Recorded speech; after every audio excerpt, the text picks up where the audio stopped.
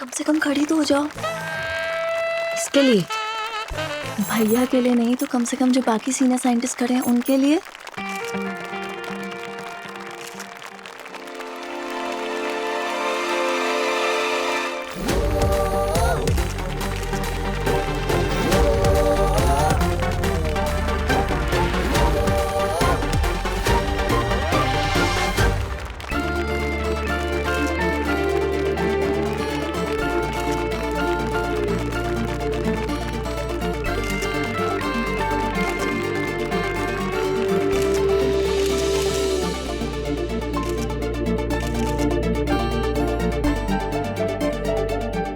गरिमा बैठो ना, अच्छा लग रहा है ना अनु?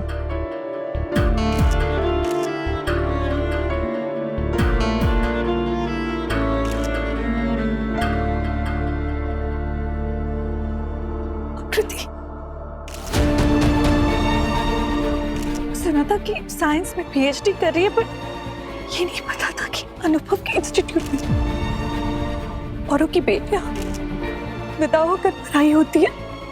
मेरी बेटी तो पता नहीं मुझसे कब से पढ़ाई है भैया। गरिमा, calm down। ऐसी जिंदगी से तो अच्छा होता कि मैं मर जाती। गरिमा, कैसी बातें कर रही? उसकी जिंदगी में ना सही, कम से कम उसकी यादों में तो जगह होती। अच्छा, अभी बैठ जाओ, बैठो, बैठो, बैठ जाओ। भैया, भैया मुझे उससे मिलना है। बहुत साल हो गए, अब और भी।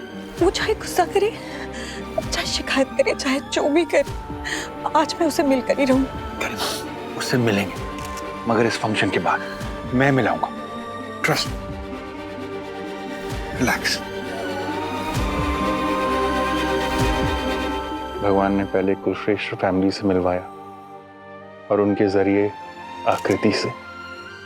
और क्या मांग सकता हूँ भगवान से मैं? बिना मांगे भगवान ने हमें कितनी बड़ी खुशी दे दी।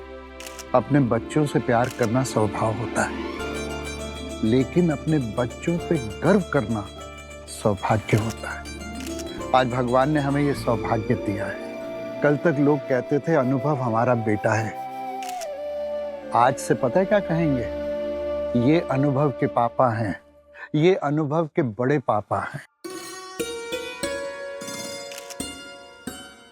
क्या दिक्कत है? क्या हुआ? भैया, स्टेज पर जाना हमारा भी सपना था। हाँ तो गए थे ना, जब तुम 7वीं कक्षा में थे। हेडमास्टर जी ने तुम्हें स्टेज पर मुर्गा बनाया था। वैसे नहीं भैया, अनु के जैसे कि हम सम्मान लेने स्टेज पर जाएं। लेकिन हम स्टेज पे तो क्या, कभी पहली कुर्सी पे भी नहीं बैठे। क्या है, तुम्हारा कद ऊंचा है ना, इसलिए तुम्हें स्कूल के ग्रुप फोटोग्राफ में भी आगे की कुर्सी पर बैठने का मौका नहीं मिला। भैया, हम तो जब कभी भी सर्कस, मैच या संगीत समारोह में गए तो पैसे बचाने के चक्कर में हमेशा पीछे की सीट पर ही बैठे। लेकिन आज देखिए, आज हमारे अन्नू को स्टेज पे सम्मान मिल रहा है और हम सबसे आगे की कुर्सी पर बैठे हैं। यह लोग सही कहते हैं, अपनी उपलब्धि से ज्यादा खुशी औलाद की उपलब्धि पे होती है। वो तो है ही, लेकिन तुम्हारी क्या उपलब्धि है? ये उपलब्धि सिर्फ अनुभव की नहीं, सिर्फ कुलश्रेष्ठ परिवार की नहीं, बल्कि पूरे लखनऊ की है। चाचू, आप ये लाइव कमेंट्री कैसे दे रहे हो? अरे हमारे बैंक के कुछ बंदे आ नहीं पाए ना, तो उनके लिए जुगाड़ किया हमने। सीटी मार आइडिया है। हाँ, लेकिन असली सिटी मार काम तो अनु ने किया है। चाचू, एक सिटी मार दूं? नौटंकी चल रही है क्या? हाँ? अनु को अवार्ड मिल रहा है, थोड़ी मर्यादा में युग बाबू, शर्म करो। हम काहे शर्म करें? ये तो खुशी के आंसू है। आपको रोना है तो रोइए बड़ी माँ, पर मेरा नाम मत लगाइए ना। ना ना बिटिया, हमारा मतलब तो वो क्या कहते हैं, हैप्पीनेस वाले आंसू। हाँ बड़ी माँ, मुझे पता है, मैं तो बस मम्मी को हंसाने के लिए बोल रही थी। खुशी, रो लेने दे अपनी माँ को। खुशी के आंसू ना दुनिया भर की हंसी से ज्यादा मीठे होते हैं। मैं क्या कह रही थी दीदी? भगवान ने हम पर इतनी कृपा की है, हमें कुल देवता के मंदिर में जाकर प्रसाद चढ़ाना चाहिए। अब डीन की स्पीच होगी। एक और स्पीच? लोग बीमारियों से मरते हैं, मैं बोरियत से मरूंगी। और अब मैं मिसेस मनीषा वर्मा जी को अनुभव के बारे में 2 शब्द कहने के लिए बुलाऊंगा।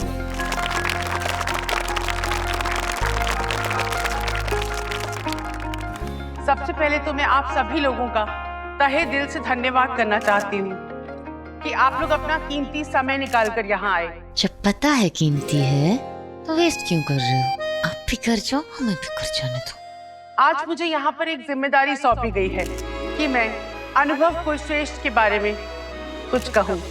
कुछ नहीं भी कहोगे तो भी चलेगा। क्या कहूँ? एग्जैक्टली, कहने लायक कुछ है ही नहीं। ऐसा क्या खास है इस लड़के में? कुछ नहीं, कुछ भी नहीं।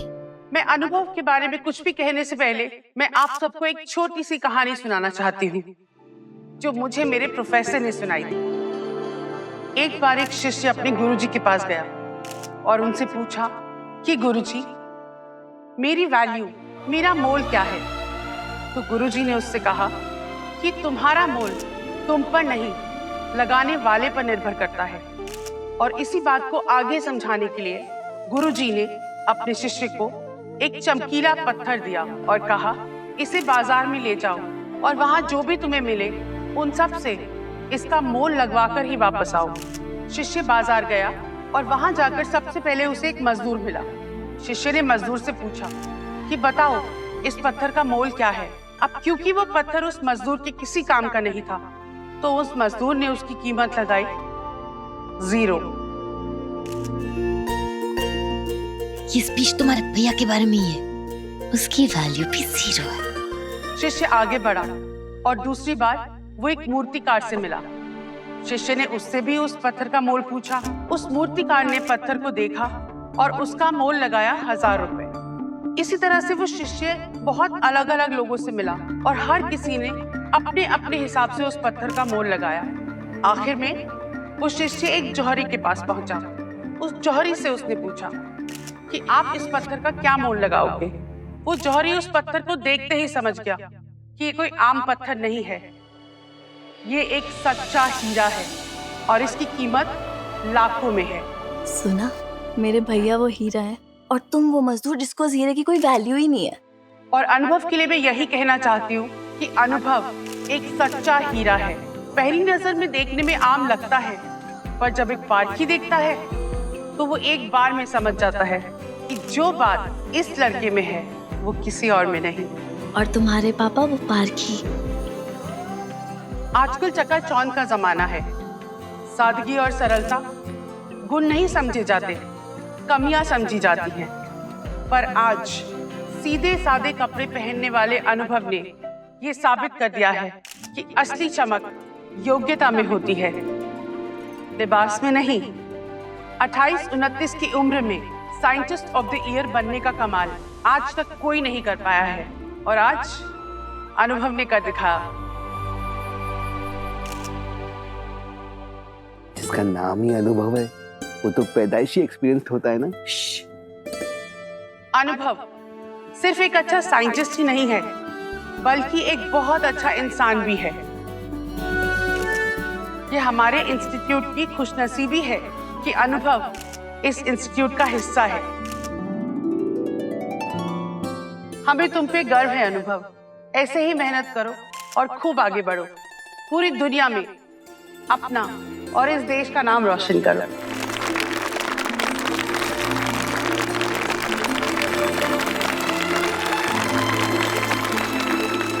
अब कुछ नहीं बोलोगी? अब मैं नेशनल स्कूल एकेडमी की चेयरमैन सुश्री गीता गुहा जी से निवेदन करूंगी कि वो अपने शुभ हाथों से अनुभव को साइंटिस्ट ऑफ द ईयर का मेडल और 10 लाख रुपए के इनाम राशि का चेक दें।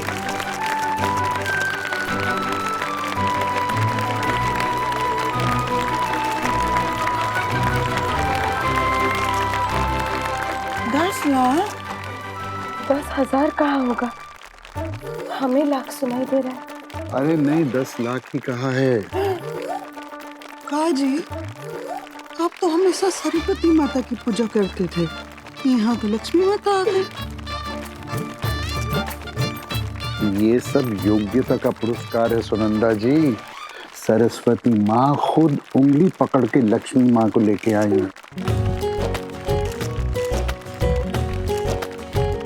Ma'am, could I just have 1 second? Okay. Thank you so much, ma'am.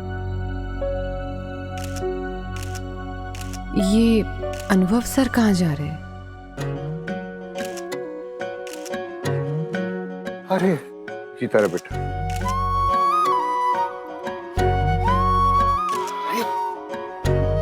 ये सब बाद में होता रहेगा, तू जा पहले पुरस्कार ले ले।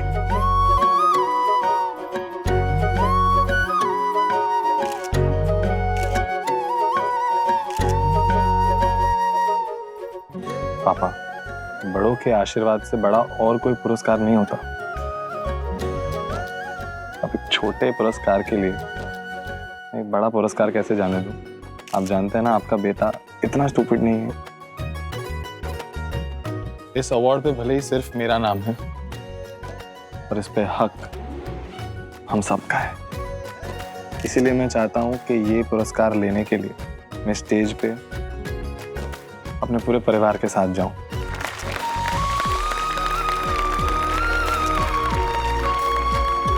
अनु, बेटा स्टेज बहुत छोटी है, हमारा परिवार समा नहीं पाएगा।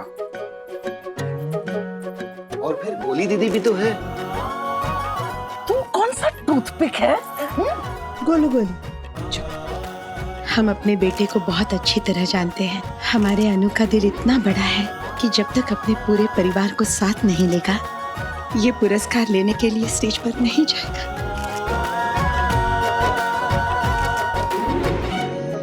अनु की खुशी के लिए हम सब स्टेज पे जाएंगे भैया, हम स्टेज पे जाएंगे। और मुर्गा भी नहीं बनोगे भैया।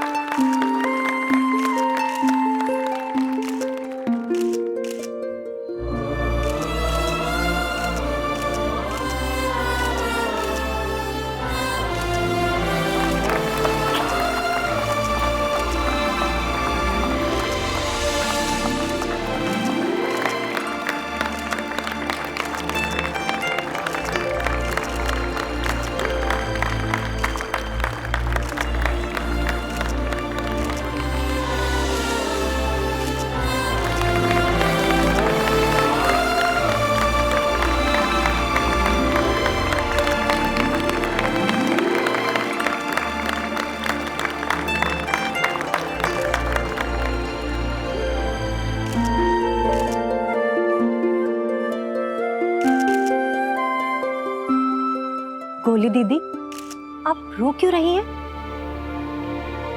क्या हुआ गोली? गोली दीदी रो रही है मतलब कोई बड़ी बात होगी। भूख लगी है। अरे कभी तो खाने के अलावा कुछ सोचा करो। क्या हुआ? भैया, स्कूल में हमेशा लोग हमसे पूछते कि हमने शादी क्यों नहीं की, फैमिली क्यों नहीं बनाई। हम बस एक ही जवाब देते कि इसकी जरूरत ही महसूस नहीं।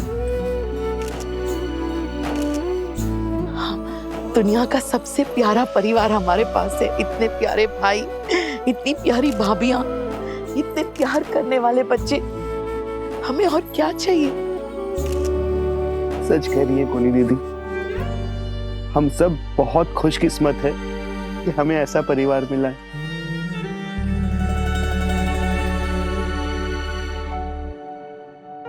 गरिमा, प्लीज रो मत ना। इस फंक्शन के बाद हम मिलेंगे ना उससे, पक्का। भैया, ये आंसू आकृति के लिए नहीं है, ये तो खुशी के आंसू है। हमारी गुनगुन कितनी खुशकिस्मत है, उसे अनुभव जैसा जीवन साथी मिला है। बिल्कुल, कितनी खुशकिस्मत है ये, मगर ये इस खुशकिस्मती को बदकिस्मती समझ रही है। मैं इसीलिए इसे इस फंक्शन में लाया कि वो देख सके हमने जो फैसला लिया है वो कितना सही है उसके लिए।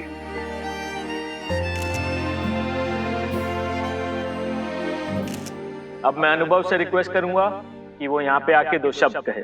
तो लेडीज एंड जेंटलमैन, जोरदार तालियों से स्वागत कीजिए मिस्टर अनुभव कुलश्रेष्ठ का।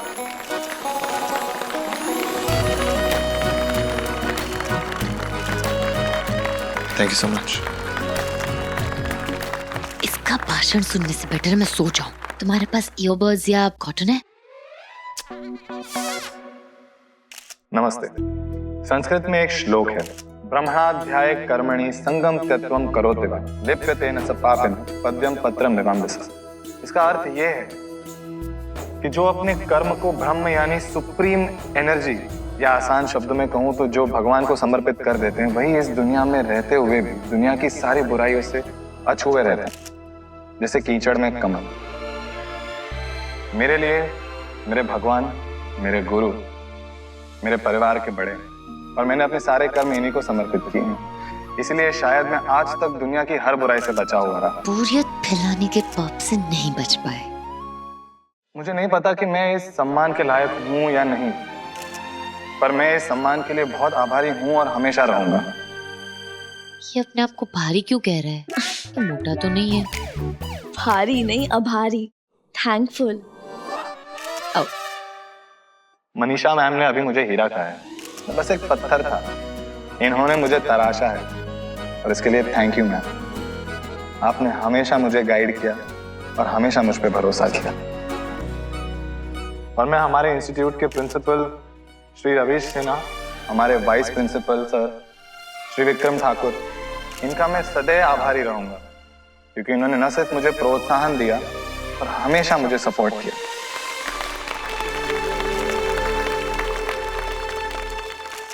मंच है और मौका भी, तो आज मैं ये एक बात सारे स्टूडेंट्स से कहना चाहूंगा जो जिंदगी में आगे बढ़ना चाहते हैं। आगे बढ़ो, बहुत आगे, लेकिन अकेले नहीं, अपने परिवार के साथ आगे बढ़ो। क्योंकि जब जिंदगी में चलते चलते थक जाओगे तो कोई हिम्मत देने वाला होगा, जब लड़खड़ा जाओगे तो कोई हाथ थामने के लिए होगा, जब ठोकर खा के गिर जाओगे तो कोई संभालने वाला होगा।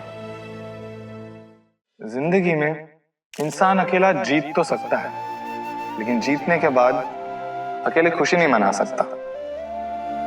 पत्ता तब तक सेफ होता है जब तक वो पेड़ से जुड़ा हुआ रहता है।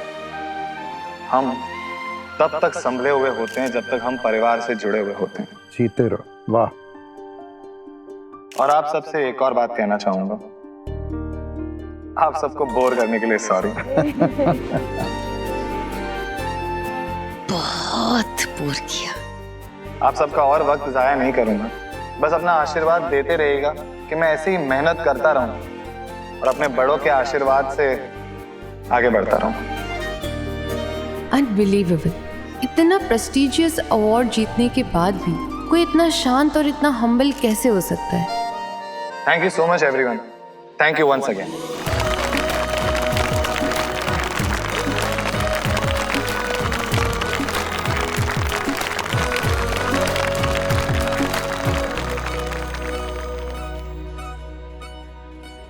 दो शब्द बोलने चढ़ा था, 2 दिन बाद उतरा। एरोगेंट कहीं का। इसके साथ 1 साल ऐसे लेक्चर सुनते सुनते कटेगा।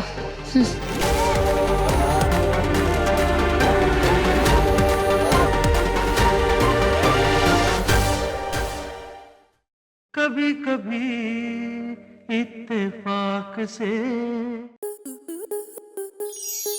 स्टार प्लस के ऐसे ही और बेहतरीन लम्हे देखने के लिए सब्सक्राइब करें हमारे YouTube चैनल को।